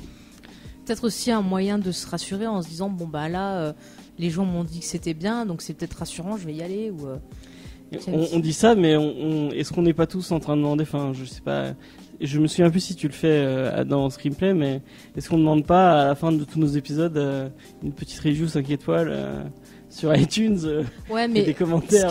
Ça, on le demande pour le référencement, parce que c'est vrai que si tu vois, regarde, tu sais un très bon exemple, c'est si on n'est pas noté, on n'est pas référencé, et donc c'est plus dur pour avoir accès à nos émissions. Et c'est vrai que c'est dommage. Mais moi, m'est déjà arrivé avant de commencer un podcast, aller regarder les notes sur iTunes pour voir quel. Il y a tellement de podcasts francophones et il y en a des nouveaux tous les jours. Tu veux dire, je vais pas commencer un podcast si il a des salles. Tu vois, par contre, moi, je regarde pas du tout les notes. Ah ouais, je regarde en fait de quoi parle le podcast. Et si ça me tente, j'écoute et je me fais mon propre. On regarde un podcast, je prends un exemple un peu con, mais ciné, des podcasts ciné, t'en as plein, ou même, pire, un podcast de jeux vidéo, t'en as tellement que comment tu veux te démarquer d'un truc à l'autre sans. Ouais, je sais pas. C'est pas facile. Et juste comme ça, avant qu'on rentre dans les thématiques, est-ce que pour vous, vous tenez de l'importance pour les notations, qu'on peut vous donner pour ce que vous faites, quoi, que ce soit lorsque vous postez une photo, lorsque vous créez un podcast ou vous faites une émission sur YouTube, par exemple. Est-ce que pour vous, le fait que vous ayez 2 j'aime ou 100 j'aime, c'est une quelconque importance? Est-ce que l'idée, c'est d'être reconnu ou d'avoir un minimum de j'aime, par exemple, mais sans en avoir de mauvais, quoi? James, tu veux répondre en premier à la question? Moi, je pense que après, c'est une philosophie qu'on a tous les deux, je pense. On fait ça pour nous, avant toute chose. Moi, je sais que j'ai fait Comedy Discovery parce que j'entendais pas de trucs qui me plaisaient ou qui parlaient d'actu d'actu comics comme moi je voulais. Donc c'est pour ça que je l'ai fait. Et je regarde les stats et je regarde les likes et les trucs parce que forcément ça attire l'œil et que t'as envie de savoir si les gens nous écoutent. Mais le Lost Gang qu'on faisait à une époque, on avait que je faisais, toi que tu étais stagiaire, que j'ai rejoint après. Ah mais nous à l'époque on avait zéro moyen de savoir c'était il y a 10 ans, il y avait le podcast n'était pas connu du tout. Il y avait sans dénigrer, il y avait peu de monde qui nous écoutait. On n'avait même pas trop de moyens de savoir. On a reçu 2-3 mails quand même, on était comme des folles quand les reçus. Et on continuait quand même, on a continué jusqu'à la fin parce que ça nous plaisait et parce que. En fait, moi je fais ça surtout pour pouvoir m'exprimer parce que j'aime bien partager ce que j'aime et puis je me prends souvent la tête, alors au moins que ça serve à quelque chose. Mais c'est vrai que par exemple au début quand on avait commencé YouTube, c'était une période où j'étais pas bien et c'est vrai que quand il y avait des messages pas sympa. Par exemple, j'ai eu une critique où c'était genre t'es trop moche, je t'écoute pas, je te regarde pas. C'est vrai qu'à l'époque, je l'avais hyper mal pris, ça m'est arrivé de pleurer. Mais c'est vrai que maintenant, j'ai beaucoup travaillé sur moi et je me concentre plus sur le plaisir que j'ai à faire les émissions et à répondre aux auditeurs qui viennent discuter de ce qu'on a dit. Donc j'essaie de répondre à tout le monde parce que je trouve que c'est important, les gens prennent la peine de nous laisser des messages, discuter, donc j'essaie de répondre. Après, on peut pas être tout le temps d'accord avec nous. On a déjà eu des messages de personnes qui nous ont fait des remarques regarde, moi sur Comedy Discovery, récemment, on a fait l'été des classiques, où on parlait de classiques de comics, et on a dit 2-3 conneries dans le lot, parce que forcément, on n'a pas la science infuse, et on connaît, il y a forcément des gens qui connaissent mieux le sujet que nous, et notamment Spades de Comics Fair qui est venu nous voir en me disant mais là t'as dit une connerie, il y avait même des. Il faut que la critique soit constructive en fait, justement pour s'améliorer. Mais justement, les gens étaient vachement sympas, mais ils critiquaient l'émission en donnant des points et en étant constructifs, et ça a fait avancer l'émission, c'est vachement bien. Et moi, ça m'a fait plaisir même d'avoir des retours négatifs sur l'émission en me disant, il y a des gens qui m'ont écouté, ils ont vraiment écouté ce que je disais et ils viennent. C'est ça, c'est comme ça qu'on apprend. Ouais, c'est comme ça qu'on évolue. Puis je pense qu'il faut quand même avoir une certaine distance, c'est-à-dire que si on se connaît nous-mêmes, qu'on sait qui on est. Si on nous sort des trucs débiles, genre t'es moche, je t'écoute pas ou des trucs comme ça, on va moins le prendre personnellement. C'est sûr que ça fait quand tu vois des dislikes par exemple sur YouTube, ça fait pas plaisir même. Bah, c'est la vie, on peut pas plaire à tout le monde. Hein. Enfin, moi, j'essaie de le prendre avec philosophie et d'essayer de me concentrer sur le positif, en fait. C'est vrai que c'est compliqué, il y a tellement de messages, des fois je regarde sur Twitter, je suis horrifié par ce que je lis, quoi. Donc, mais bon, après ça, on ne peut rien y faire. C'est clair qu'il y a des extrémités, des insultes et tout, des fois je vois des filles mais qui s'en prennent mais plein la... Vous avez eu des retours un peu négatifs sur... C'est l'instant retour. Sur VHS ? Ouais. Non, aucun. Pour l'instant, on touche du bois, donc... Même pas Steven ? Il n'est pas venu vous tabasser, le petit Steven ? Non. Bah, le jour où il écoutera l'émission, peut-être, mais pour l'instant, tout va bien. Alors, quoi. Il faut regarder toujours dans les zones un peu ombrées, parce que c'est là qu'il se cache. Limite, il faudra qu'on fasse gaffe. Du coup, puisqu'on est sur les réseaux sociaux, on va rester sur ça. Et donc, du coup, on a commencé à parler un peu de la réflexion sur l'impact qu'ont les réseaux sociaux sur notre vie. Et du coup, comment vous voyez un peu la situation en ce moment ? Est-ce que vous voyez qu'il y a des dérives, des choses comme ça ? On a eu récemment l'affaire avec James Gunn, on en a parlé dans Comics Discovery. Oui. Bon, alors je ne défends pas je tiens à le dire encore une fois, je ne défends pas les messages qu'il a mis, mais moi ce qui m'intéresse, on va recontextualiser pour les gens qui ne suivraient pas. Ça se trouve même Rano, il sait pas de quoi tu parles. Donc James Gunn, c'est le réalisateur de Gardiens de la Galaxie 1 et 2. C'est quelqu'un qui, avant de faire Gardiens de la Galaxie, bossait chez Trauma. C'est des traumas, si tu veux expliquer peut-être. On va laisser peut-être Rano, je pense qu'il doit mieux connaître plus spécialiste que nous. Oui, en fait, Trauma, c'est une compagnie qui a été créée par Lloyd Kaufman. Et ils produisent énormément de films, que je crois que c'était depuis la fin des années 70, jusque-là au milieu des années 90, début 2000. Des films à très petit budget, mais très très gore, très très drôle. Un mélange de comico-horreur, en fait, si vous voulez. Il y a dans les personnages connus, il y a le Toxic Avenger et tout un tas de galeries comme ça. Et on sent que c'est des films qui ont été faits pour le fun et qui sont à la fois trash, à la fois drôle, et ils s'en foutent tellement que je crois qu'ils ont fait un site internet où ils mettent à disposition tous leurs films gratuitement, quoi, pour dire que c'était vraiment fait pour le fun. On s'amuse, profiter de nos films, etc. Donc voilà. Du coup, il y a un petit côté, ce que je voulais aborder en parlant de Trauma, il y a un côté trash un peu. Oui, mais tout à fait. Du coup, à l'époque, James Gunn était un peu dans la provoque, et sur Twitter, quand il bossait, à cette époque-là, il a balancé des tweets. Encore une fois, affreux, moi aussi, sur le viol, oui, c'est assez affreux. La pédophilie. Il était dans la provoque, donc il y a beaucoup de liens avec la pédophilie. Genre à un moment, il dit qu'il était dans une douche et que la douche était tellement, elle avait tellement pas de pression qu'il avait l'impression qu'un petit garçon lui pissait dessus. Donc c'est dans ce genre d'idée en fait. Et c'est assez trash. C'est pas drôle aussi. Là c'est pas drôle effectivement. En fait, il avait supprimé ses tweets, il s'en était déjà excusé. C'est ça. Il avait dit qu'il avait été un gros. Il avait dit qu'il était un gros con. Tu le dis. Et qu'il avait changé et que maintenant il faisait plus de sorte d'humour. Qu'il avait même honte de. Qu'il avait honte d'avoir fait ça et qu'il maintenant il avait changé. Et il y a un autre con, on peut le dire, quelqu'un qui fait partie de l'alt-right. Donc l'alt-right, c'est un mouvement fasciste. Extrême droite fasciste. Extrême droite, ouais. Ami de Trump. Américain. C'est eux, par exemple, qui ont fait toutes les marches à Charlottesville. Donc très raciste, tout ça. Et le Pizzagate. Donc et le Pizzagate, on va pas vous réexpliquer le Pizzagate. Écoutez Distorsion, il y a un épisode. C'est dégueulasse. Donc en tout cas, c'est une personne dégueulasse peu recommandable, qui est allé ressortir ses tweets sur archive.org en disant regardez, en disant il a fait des blagues sur la pédophilie, donc forcément c'est un pédophile. Donc il devrait pas bosser avec Disney, et Disney a viré James Gunn et a dit qu'il n'aurait plus jamais de relation avec James Gunn. Mais du coup ça pose des problèmes sur le droit à l'oubli, le droit à c'était il y a 10 ans. Est-ce que la personne que t'étais il y a 10 ans, elle a complètement changé, t'es plus la même personne. Moi je sais que si on allait relire des trucs que je disais quand j'étais ado, je pense que j'assumerais plus du tout certains de mes propos, mais on a le droit d'évoluer, on a le droit de changer, et même si à un moment de ta vie t'as fait des conneries, est-ce que t'as pas le droit de dire on peut l'oublier? Mais le problème c'est que maintenant sur internet, c'est tout ce que tu fais est gravé dans le marbre, et tous les écrits restent, quoi. et ça pose des problèmes en même titre. Enfin, c'est le même encore le paraître et les réseaux sociaux, tout ça. Ça fait aussi un petit peu écho à l'épisode que vous avez parlé là dans l'avant-dernière émission du fait qu'on peut se remémorer tous ces souvenirs directement, voilà.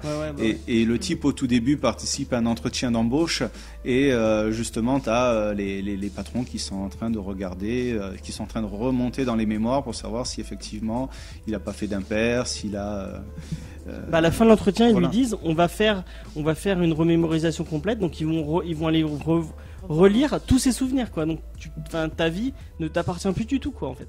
Non, je pense plutôt qu'ils vont revoir l'entretien. Non, ils lui disent on va faire une d'accord, j'avais compris comme ça.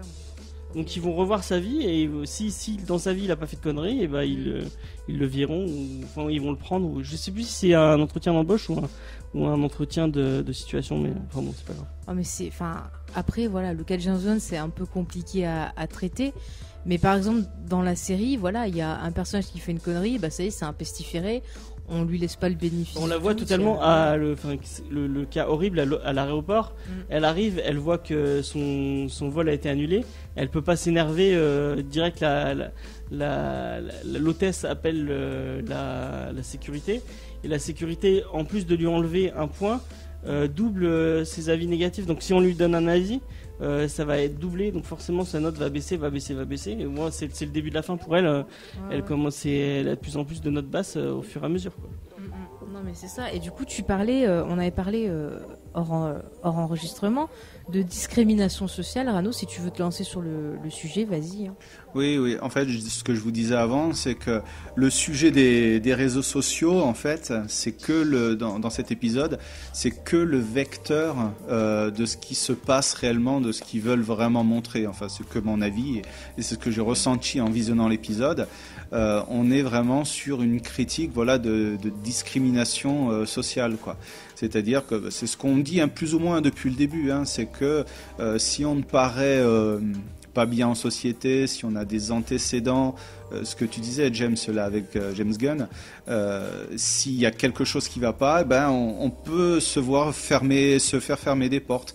Et c'est quelque chose qui est déjà actuel aujourd'hui, hein, je vous en parlais avant, mais qu'on ait une religion particulière, qu'on ait une couleur de peau, qu'on ait un accent, que même je parlais aussi au niveau du physique, qu'on ait un pied en moins ou un machin comme ça, qu'on soit un handicapé ou peu importe, on peut se faire refermer des portes devant soi parce que pour une raison ou pour une autre, qu'elle soit valable ou pas, quoi. Donc là, on le voit totalement je sais pas si tu te souviens du moment où elle va louer sa voiture. Il y a deux files, la file des gens qui ont un rang au-dessus de 4 et la file des autres. Et en fait, dans cette file-là, il y a que je crois que c'est une famille de latinos, que des gens qui vont forcément être désavantagés par rapport au fait de leur origine sociale et d'où ils viennent, quoi. Dans tous les cas, tu seras toujours plus avantagé si tu mets la main à la poche, hein. C'est comme quand tu prends l'avion. T'as toujours une file qui va te faire passer en priorité ou dans les parcs d'attractions, hein, peu importe, j'en sais rien. Ah oui, les trucs coupe-fil. Mais voilà. C'est ça, hein, il faut toujours avoir du fric.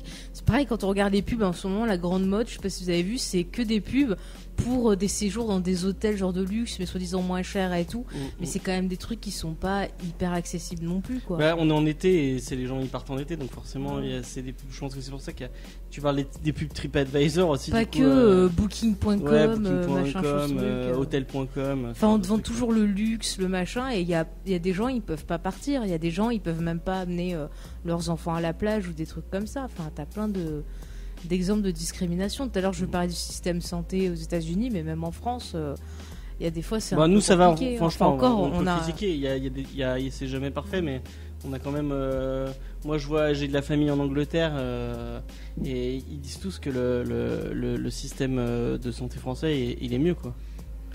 Mais ça, cette technologie qu'on voit dans l'épisode, c'est quand même quelque chose qui me fait vachement peur, quoi. Parce que imaginez, vous faites des trucs peut-être tout bateau, hein, par exemple des excès de vitesse, ce genre de trucs. Bon, voilà, c'est répréhensible, mais il n'y a rien de grave non plus. vous allez à un entretien d'embauche et puis derrière on voit que vous avez eu un accident, que vous avez eu des excès de vitesse, des machins comme ça. Donc non, finalement on va prendre peut-être cette personne qui lui est carrément irréprochable, quoi. Donc, c'est ça, c'est un peu ce qu'on avait parlé dans les précédents épisodes où, par exemple, maintenant avec Facebook, Twitter, c'est facile pour un patron de retrouver peut-être une personne et d'aller voir son profil suivant.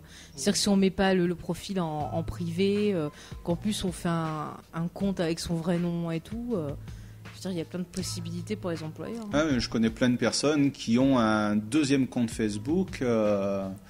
Il y a celui où ils déconnent, en fait, ils utilisent un pseudonyme, et puis leur vrai nom, c'est des trucs où ils mettent que des trucs sérieux, parce qu'ils ont trop peur de se faire fliquer un jour et d'être mal vus. Hein. Mais moi, je vois, j'ai qu'un compte qu'avec mon pseudo, parce que j'ai pas envie de mettre mon vrai nom. Déjà, je l'aime pas, mais j'ai pas envie de mettre mon vrai nom, quoi. Attends, les gens vont être. Moi, j'en les gens deviens vont savoir que Faye Fanel n'est pas ton vrai nom. Oh merde. Ah, c'est bizarre. Non, mais on en devient méfiant en fait à force. Ouais. C'est J'allais pire, dire un truc et j'ai complètement oublié. Ah. C'est pas grave. Concentre-toi, tu veux dire. Non. Ça va te revenir. C'est je bon sais plus. Ok. Bah du coup, puisqu'on parlait, tu vois, on continue à parler de ce monde-là. Si on regarde le premier incident qui fait basculer le truc, je sais pas si vous vous souvenez, c'est quoi? C'est juste qu'elle rentre, elle bouscule quelqu'un, quoi. Oui. Ouais. Et c'est ça qui fait vraiment basculer tout le truc. C'est fou, hein, de se dire que. Et des petits trucs de rien du tout, ça prend des ampleurs de fou, quoi. C'est comme le type pour la recharge de la voiture, quoi. Il lui dit, bof, c'était pas la rencontre du siècle, par exemple, quoi. Et surtout qu'il est en train d'écouter un porno, enfin, Oui, de regarder ça, un porno. Et puis il y a des gens, mais qui aiment bien aussi en rajouter des couches, comme la nana de l'aéroport, par exemple. Il y a ce petit moment comique où l'héroïne se retourne et puis elle entend il y a une petite musique, hein, pour une mauvaise notation. Elle se retourne et puis elle voit l'hôtesse derrière qui lui fait un petit sourire narquois, là, en disant je t'ai mis une mauvaise note. Donc, mais c'est ça, c'est l'hypocrisie. Mais cette des musique, gens, si c'était dans la vraie vie, moi ça me ferait péter un plomb d'avoir tout le temps. Parce qu'au final, elle est là constamment. Parce que mais tu es tout le temps en train de noter des gens. Il y a pire que ça. Il y a la musique des Tortues Ninja quand tu te restes qu'un petit cœur et que tu vas mourir. Non mais je te jure, t'as pas grandi avec ça. Mais elle a un traumatisme avec le Tortue Ninja. Quelle horreur. Et le pire, c'est que j'avais joué sur NES et je l'avais sur Game Boy aussi. C'est le même son sur Game Boy. Oui. Et en plus, des fois, je jouais avec les écouteurs, mais j'étais vraiment sadique. Hein. Non, mais cette espèce de son, enfin le truc de montée et descente là, moi ça me ferait péter un plomb. Bah justement, je me suis peur de péter un plomb. Est-ce que finalement, dans ce monde-là, on peut être heureux? Bah la femme, la espèce de routière là, qui la prend tu noteras que j'ai dit femme. C'est bien. J'ai noté. La meuf qui la prend C'est dommage, j'allais me dire ce soir il pourra manger, bah non, voilà. Tu vas me mettre une scène note. Ouais. Du coup, la femme qui la prend en stop, elle a l'air heureuse. Enfin, elle a plus son mari. Bon, c'est dommage pour elle. C'est pour ça qu'elle est heureuse. Elle a l'air d'avoir trouvé sa façon de vivre qui lui plaît, non? Enfin, je sais pas si vous êtes d'accord avec moi. Ça reste une marginale de la société, entre parenthèses, hein, dans tous les cas. Donc, elle cherche pas à se faire bien voir ou bien reconnaître. Et puis, elle a l'air d'être heureuse dans ce qu'elle fait, hein, dans tous les cas. C'est pareil, c'est quelqu'un, tu vois, qui a ouvert les yeux et qui a compris que finalement, pour être heureux, il faut toujours être soi-même, peu importe ce que pense. C'est marrant, ça fait penser encore au 103 avec cette fille qui avait été agressée, qui avait enlevé son implant. Elle s'était fait agresser et on lui avait enlevé l'implant. Et du coup, elle vivait dans l'instant, elle avait plus les souvenirs. Elle se rendait compte finalement que c'était pas plus mal, quoi. Et du coup, c'est elle qui est le plus heureuse et on le voit dans l'épisode. La personne son frère a l'air de vivre sa vie comme il l'entend. Je te dis, il le dit plusieurs fois. Il lui dit t'as qu'à faire comme moi. Se prends pas la tête à essayer d'être un autre, à vouloir des choses. Parce qu'elle veut des choses qu'elle veut pas vraiment. Elle les veut juste parce que ça fait bien de les vouloir pour être bien dans la société, quoi. Mais parce qu'en fait, je sais pas si c'est moi qui le vois comme ça, mais en fait, on la voit qui court et en fait, c'est le truc qu'elle voit.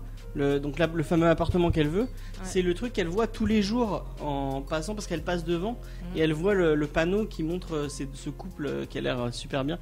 Et le truc c'était super awkward quand elle va visiter l'appartement et du coup on lui met une projection de elle dans l'appartement avec un gars qui la tripote. C'était super awkward. Et C'est ça. là, parce que je vais en parler un petit peu et ça va te faire plaisir, Faye. C'est pour, je trouve qu'il y a beaucoup de similitudes avec un film avec Stallone, donc Demolition Man. Ah ouais, mon film. Il y a préféré. 3 coquillages? Non. J'aime ce film.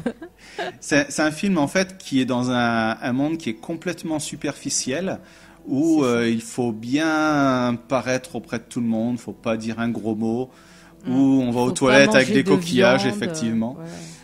Faut pas faire l'amour. Faut pas faire, voilà, tout un tas de trucs comme ça. Et puis il y a ces gens qui habitent et qui ont l'air beaucoup plus heureux que ceux qui habitent dans les égouts et qui ont l'air presque plus heureux que ceux qui habitent en haut, quoi.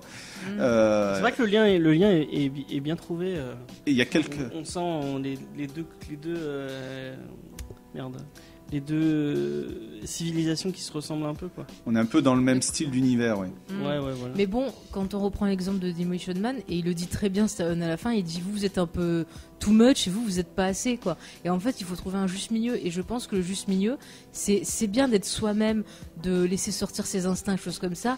Mais il faut aussi apprendre à vivre en société et accepter les autres comme ils sont. Est-ce Donc, que tu peux s'ils nous sont ressortir coincés le ou discours pas. du mec, Oui. l'espèce de Quel le discours mec à la John Carpenter un peu, Le c'est celui mec qui bouffe le chef des trucs en bas là. Ouais. À un moment il fait un discours, il dit ouais moi ce que je veux c'est C'est baiser, boire de la bière ou je sais plus quoi. un truc avec avec du diesel ou je sais plus quoi. Tu te Mais souviens je sais plus plus, il sort plein de trucs, il fait pourquoi est-ce que je le fais parce que j'en ai envie ou un truc comme ça. Ouais, parce qu'on m'a laissé la liberté à la Florent Pagny, ma liberté de penser, de vivre, de tout ça. Ouais. Moi je m'en fous, ça m'a fait une bonne note au bac, alors merci Stallone, je te réponds. Ah oui c'est vrai que tu l'as utilisé dans ton truc d'art. Bah ça a surpris, mais ça a bien marché. Voilà. Non mais c'est vrai que c'est intéressant quand en fait on se rend compte que l'humain quand il est trop enfermé dans quelque chose qui peut pas s'exprimer vraiment, il y a un truc qui va pas et il va trouver un moyen de compenser ça. Et je pense que les notes, c'est peut-être aussi une représentation de ce moyen de compenser. C'est-à-dire que des fois, il y en a, ils vont en profiter pour se venger en mettant une mauvaise note parce qu'ils en ont marre et ça leur fait plaisir de se venger sur un autre.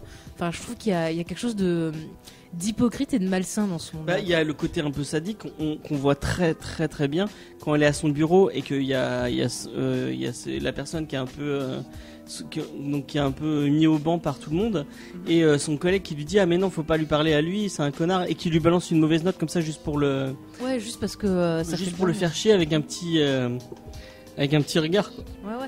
Et puis qu'en gros il sait sous-entendre que si elle continue à être gentille avec lui elle aussi elle va se taper une mauvaise note donc c'est un peu ça fait très court de récré en fait quand on te dit nous on cause plus à celui-là donc il faut pas que tu y causes sinon ça y est quoi. Mais il y a un truc que je comprends, elle faisait quoi son taf parce que au final à part regarder ses profils réseaux sociaux on la voit faire rien d'autre quoi. Ou alors c'est ça son taf c'est d'aller liker des trucs. Ouais je sais pas.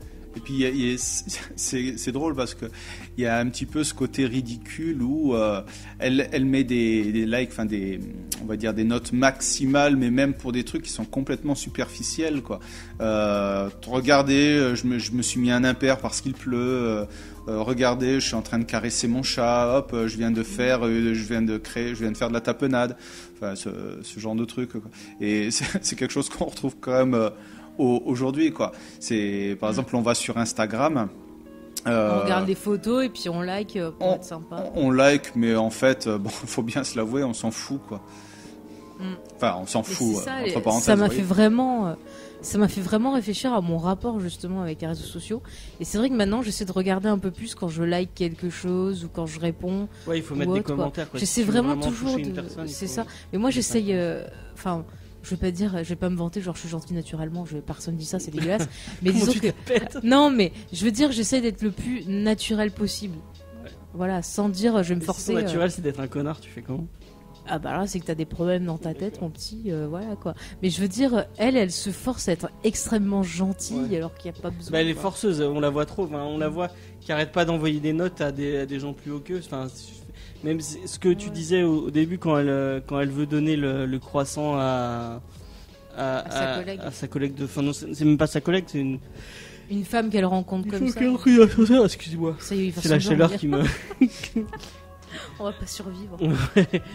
Du coup, elle lui donne le croissant et ça fait trop forceuse. Ouais. Et la femme lui donne une sale note à cause de ça quoi. De toute façon, vous le voyez bien, dès que par exemple on s'inscrit sur Twitter, c'est tout le temps les mêmes personnes qu'on nous demande de suivre. Hein. Donc ça va être aller dans la catégorie humour, il va y avoir Cyprien et machin, etc. Ce type de personnes. C'est parce que voilà, ce sont des influenceurs et que si jamais on se fait retweeter ou qu'on se fait liker par ce type de personnes, ben derrière, on grimpe dans la hiérarchie de l'Internet, quoi, on va dire. Mais par contre, j'ai une question. Est-ce que vous pensez que dans ce monde-là, l'amour, par exemple, est vraiment possible ? Parce qu'on a déjà vu dans d'autres épisodes de la série que malgré tout, il y avait des gens qui pouvaient s'aimer, qui pouvaient avoir des relations fortes et tout. Mais là, on a l'impression qu'en fait, ces likes, c'est les seuls moyens finalement de se sentir aimé. Parce qu'il n'y a pas vraiment de vraie relation. La fille qui se marie, elle se marie avec un mec qu'elle aime pas. On voit le personnage principal, elle cherche l'amour. Elle a un conseiller réseaux sociaux, quoi. Le mec lui dit, bon, faut que vous fassiez ça, faut que vous fassiez ça. Comme si elle allait voir un comptable, mais non, c'est pour ses réseaux sociaux. Oui, non, mais là, je te parle de l'amour. Est-ce que vous pensez que ces gens-là après, je sais pas, ont des liens sincères, des amours sincères, des choses comme ça ? Le problème de l'épisode, c'est qu'on voit que le point de vue de Machine et qu'ils ont pas essayé de développer un peu plus loin. Donc ouais. Donc toi, je sais pas, c'est pas assez développé pour. Oui, non, là je suis d'accord avec toi, quoi. C'est peut-être que s'il lui aviez mis un petit copain, peut-être par exemple une petite histoire en parallèle où elle est en train de le cuisiner, que derrière ils se mettent des bonnes notes, bon, on aurait encore vu un peu plus la superficialité de la chose. Mais je trouve qu'il y a plus le côté dévalorisant du procédé qui est mis en avant que le contraire, en fait.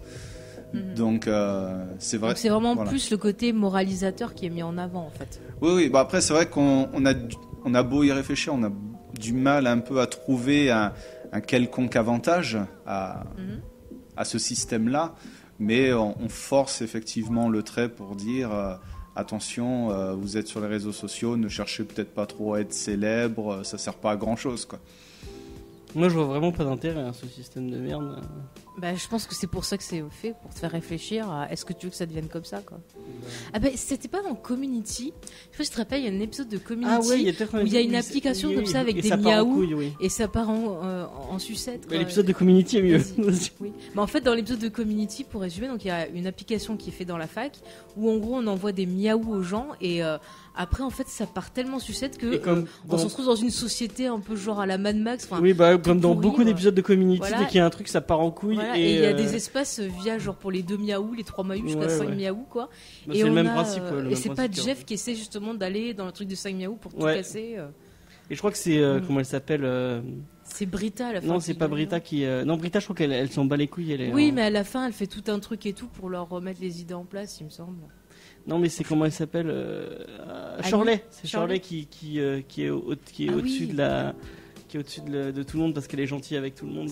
C'est ça. Bah après, ça devient un truc genre on dirait les dieux de l'Olympe. Enfin, oui. En connerie. C'est vrai que cet épisode est très très bon. Cet épisode est très très C'est cool. Dans quelle saison, je me rappelle plus. C'est une saison tardive. C'est pas la 3 ou la 4. Je sais plus, je crois que c'est une épisode sans Troy. Bah ça doit être la 4. Non, je sais plus, non, peut-être 4 Troy, je sais plus. Bon, bref, en tout cas, on vous conseille cet épisode. Bon, on conseille la série, Community. Oui.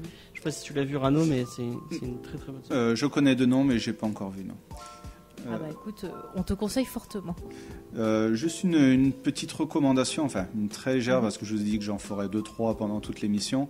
Alors c'est un film dont je n'aime pas du tout la fin, mais le concept est plutôt pas mal, on va dire. C'est un film qui s'appelle Nerve. Où il y a une fille qui participe à un jeu en ligne. À des défis, c'est ça. Ah oui, voilà. j'ai vu c'est avec Emma Roberts, il me semble. Voilà, c'est ça, exactement. Et en fait, donc, plus elle fait des défis plus importants, et je crois que plus elle gagne de l'argent, mais derrière, il faut qu'il y ait du monde qui s'abonne à la chaîne. Et on a pas mal d'échos entre ce film et certains épisodes de Black Mirror, en fait. Donc c'est intéressant aussi de faire ce parallèle-là entre la dangerosité des réseaux sociaux et ce film-là.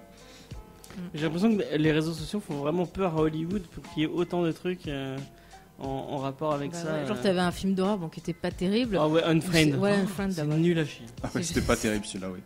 C'était horrible, quoi. Je crois qu'il y a eu un 2 même. Ouais, apparemment, mais j'ai pas regardé.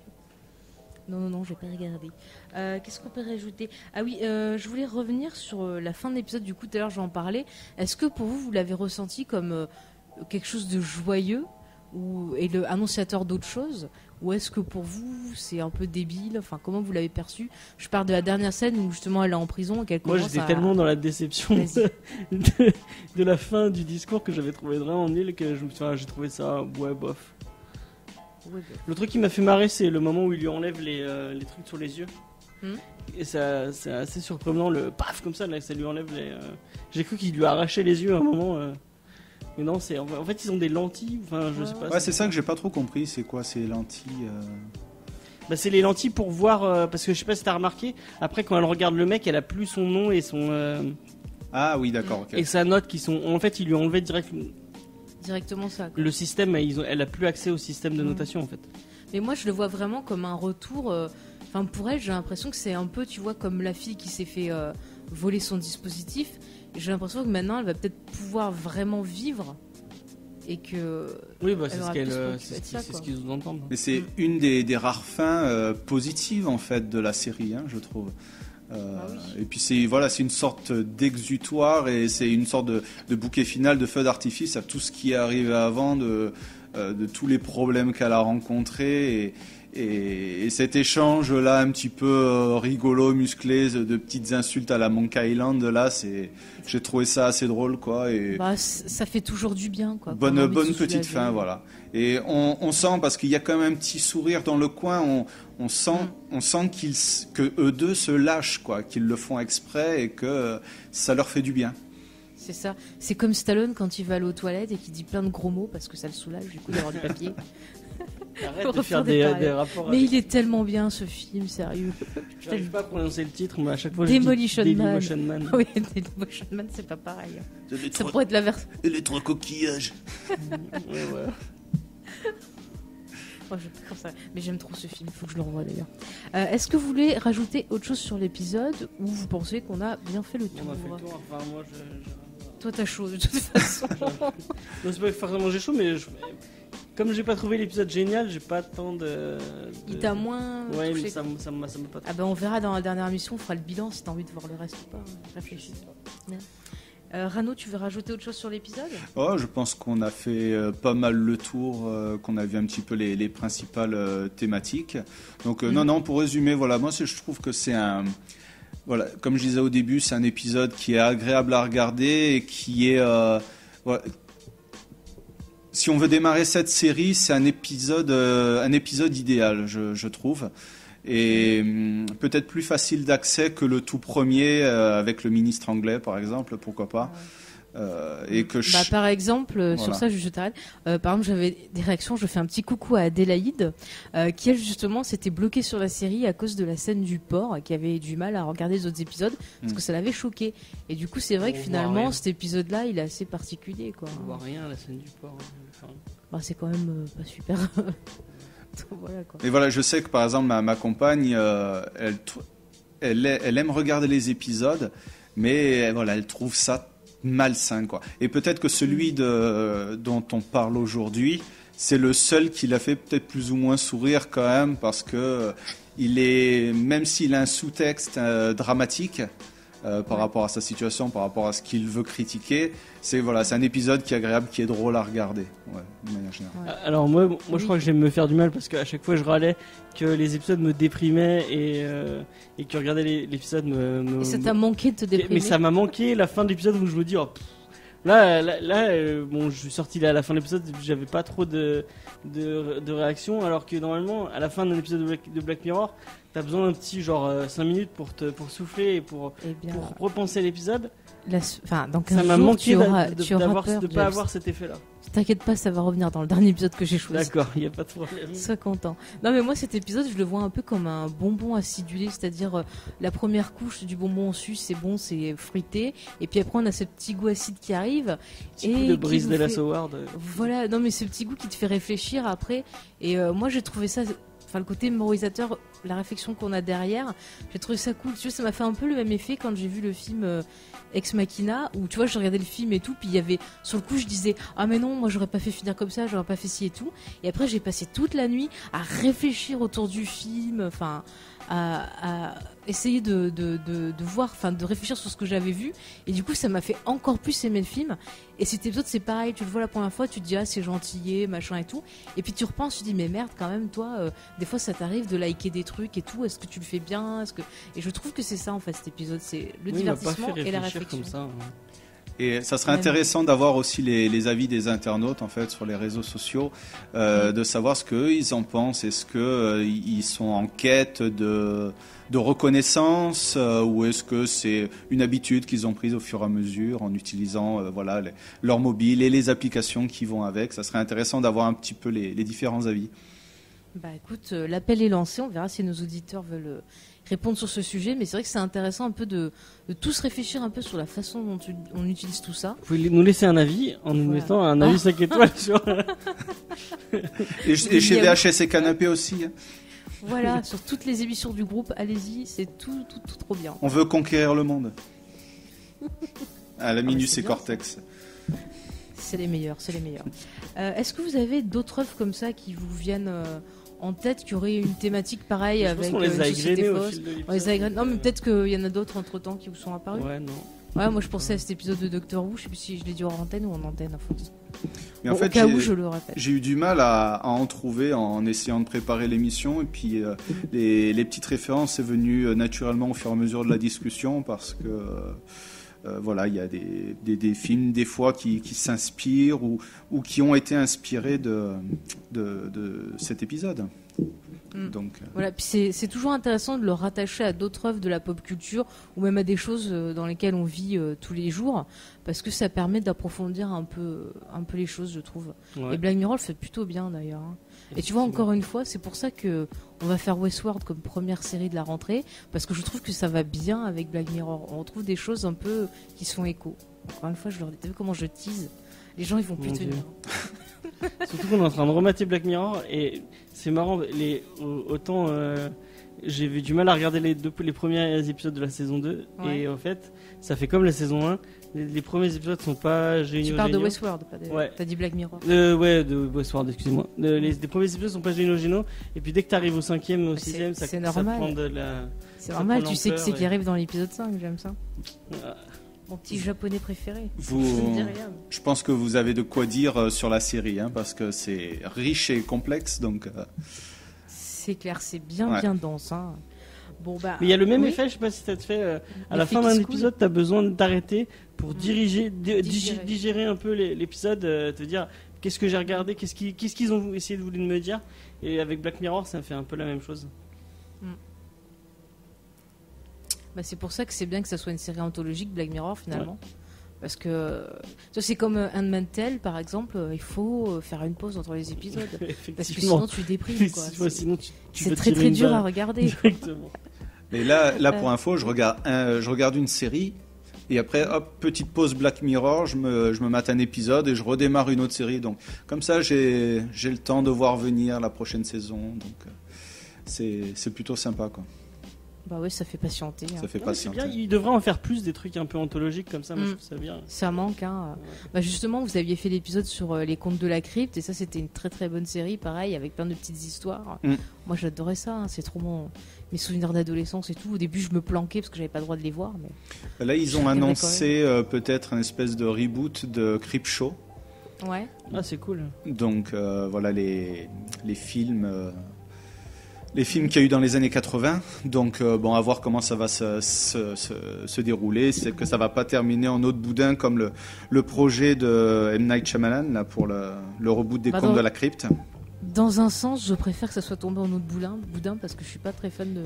C'est Creeper qui va être content. De Shyamalan. Creeper. Oh là là, Creeper. Je suis désolé pour ce jeu de mots. Je pense qu'il viendra chez toi et qu'il t'appellera et qu'il te dira attention, je vais tuer toute ta famille. Ah non, pas moi, je suis gentille. Bon bah écoutez, je pense qu'on est arrivé. Voilà, ouais, on a fait un peu le tour. On a même fait une petite conclusion aussi. Donc dans 15 jours, on fera un dernier épisode pour clore cette cette super série estivale, on parlera de l'épisode 2 de la saison 4, Archangel, qui est réalisé par une personne que j'admire beaucoup, qui est Jodie Foster. Est-ce qu'il y a David Boreanaz dedans? Non, il n'y a pas David. Pourquoi tu fais David Boreanaz? Parce que Archangel. Ah, voilà. James, la chaleur ne te réussit pas. Oh là là là là. Bah écoutez, en tout cas, chers auditeurs, comme d'habitude, on vous invite à nous laisser votre avis sur l'épisode, à continuer avec nous de discuter de l'épisode. Et puis, si vous avez vous aussi, pourquoi pas, des petites œuvres ou Des autres recommandations à nous conseiller, à faire, des ouais. recommandations. Nous, on prend, on fait des découvertes, c'est bien. Hein. Bah du coup, avant que nous on donne notre petit rappel d'usage, on va laisser la parole à notre invité. On fait notre recommandation, allez voir VHS et Canapé, Voilà. parce que, écoutez plutôt. Parce que c'est vraiment Mais ils cool. peuvent aller voir aussi, je sais pas s'ils habitent à côté Vous de êtes chez dispo eux, sur enfin. YouTube Alors sur YouTube, ils ont des émissions par exemple où ils parlent de films. Sur Netflix, ils font des critiques. Ah, c'est cool ça. Voilà, le temps de la bande-annonce en fait. Donc on c'est laisse cool. dérouler la bande-annonce en fond et puis on écrit une petite critique qu'on dicte directement à l'écran pendant que la bande-annonce se déroule. Donc que ce soit des petits films obscurs, donc on reste dans les films d'action, d'horreur. Voilà, on vous conseille effectivement d'aller le voir. Donc là on a fait une petite pause pendant la période estivale et ça recommencera en septembre. C'est des programmes qui sont assez courts à faire, donc il y a de matière à en remettre un petit peu. D'accord. Ok. Et si donc on veut te retrouver, retrouver tes émissions, tout, vas-y, fais-toi plaisir, balance les liens. Enfin, on les mettra aussi en description, mais Oui. c'est ton instant. Oui, alors donc effectivement, vous regardez sur iTunes, VHS et Canapé, donc vous avez toute la liste des émissions, comme je vous en parlais en début d'émission, que ce soit Screenplay ou le Vidéo Club. Voilà, on est, comme on le disait, voilà, sur YouTube, et puis perso, j'ai un blog aussi que je tiens, où je dégote un petit peu. Alors, c'est un aspect qui est quand même pas très très légal, hein, on va dire, je dis ça entre parenthèses, mais j'essaye de faire attention et de... C'est ton oncle d'Amérique qui t'envoie des films en fait et tu les partages. Non, voilà. En fait, on va dire, j'essaye de trouver des films qui sont quand même assez obscurs, qui sont plus édités en DVD, qu'on ne retrouve pas sur les plateformes de SVOD. Et voilà, c'est des films que des internautes postent sur YouTube. Et je les recense en fait sur un feed, sur le blog, avec une petite description, le lien de la vidéo. Et voilà. Donc ce sont souvent soit des films obscurs d'horreur des années 80 ou des vieux films de science-fiction des années 50. Donc, c'est cool. Ouais, mais il est super bien son blog. Ouais, je J'allais connaissais. regarder. Donc- Je connaissais pas, c'est vraiment cool. donc Ouais, je te actuellement, montrerai. il y a quasiment 300 films de recensés par catégorie, par thématique, par année, par type de monstre. Enfin voilà, donc on a du très bon, on a du moins bon. Mais bon, c'est un petit peu pour découvrir. C'est il y a à boire et à manger, on va dire. D'accord. C'est cool. Bah écoute, on mettra tous les liens en description. Ouais. Si tu veux, t'as Et ça- d'autres liens à Et partager. ça s'appelle le dénicheur de bis, si vous recherchez sur internet. Voilà. Et ben James c'est déjà lancé à la recherche Ouais, du je regarde blog. directement pour voir à quoi ça ressemble. Est-ce que t'as d'autres liens que tu veux dire ou c'est bon, t'as tout dit? Ouais, je pense que c'est bon. Vous mettrez les descriptions dans la description de Bah, du coup, c'est le dénicheur l'émission. de bis, blogspot.com, c'est ça? Voilà, Tu exactement. dis James? Ok. Redis-le James. Le dénicheur de bis, De biche. Le dénicheur de biche, .blogspot.com. Voilà, exactement, c'est ça. Non, voilà. Et puis, écoutez des podcasts, lisez des livres, regardez des films, et puis qu'on en discute ensemble sur Internet, sur Twitter. Donc, Rano84, si vous voulez qu'on en discute, il n'y a aucun problème. C'est avec plaisir. C'est cool. Eh bien écoute, voilà, le message est passé. Quant à nous, chers auditeurs, vous savez que vous pouvez nous retrouver sur pas mal de choses. Sur Facebook avec Geek en série, le podcast, n'oublions pas. Sur Twitter, geekenserie.rcm. On est aussi donc présent maintenant. Alors je rappelle, nous avons clôturé notre compte SoundCloud car nous avons passé les podcasts sur Ocha. Donc si vous nous suivez via le flux iTunes, PodCloud, Podcast Addict et compagnie, ça change rien pour vous. Mais si vous étiez sur SoundCloud, du coup il faudra soit passer par le flux pour plus de simplicité, sinon on a mis, il me semble, le lien de Ocha. Et je veux pas critiquer SoundCloud, mais Ça y est, le lecteur Ocha est vraiment mieux. Et en plus c'est des petits des Français qui c'est font des ça. petits Français, c'est une petite boîte française qui fait ça. Enfin petite. pas forcément petite, mais en tout cas c'est assez cool ce qu'ils font, donc Ouais, mais c'est sympa. Ouais. Et aussi, vous pouvez nous retrouver sur notre chaîne YouTube. Donc, c'est James et Faye. Vous tapez sur YouTube. Voilà. Est-ce que j'ai rien oublié, mon petit James? Je sais pas ce que j'écoutais pas. Je regardais ce qu'il y avait sur le déchireur de vis. Bon, bah écoutez, de toute façon, vous avez tous les liens dans la description. Donc, comme d'habitude, on attend. T'as vu, il y a la petite Olympe et les dieux, toi qui. Il y a le dessin animé, la petite Olympe et les dieux. Ouais. Oui. J'adore ce dessin animé. Mais vraiment, c'est Et super apparemment, drôle. c'est tout dispo en VF. Vas-y, je sais ce que je vais faire. Tu pourras regarder ça tout à l'heure. Pour le week-end. Voilà, bah, l'été prochain, on fera l'été des séries d'animation et on fera la petite Olympe et les dieux. Voilà. J'ai Bon. décidé. En tout cas, je voulais vous remercier. Il y a même un robot qui choisit des films pour toi et tout. Bon, on a perdu j'arrête James. de regarder. L'invité nous parle et il écoute même pas. Vilain. Je voulais vous remercier de m'avoir invité. En tout cas, c'était vraiment bien cool d'enregistrer avec vous.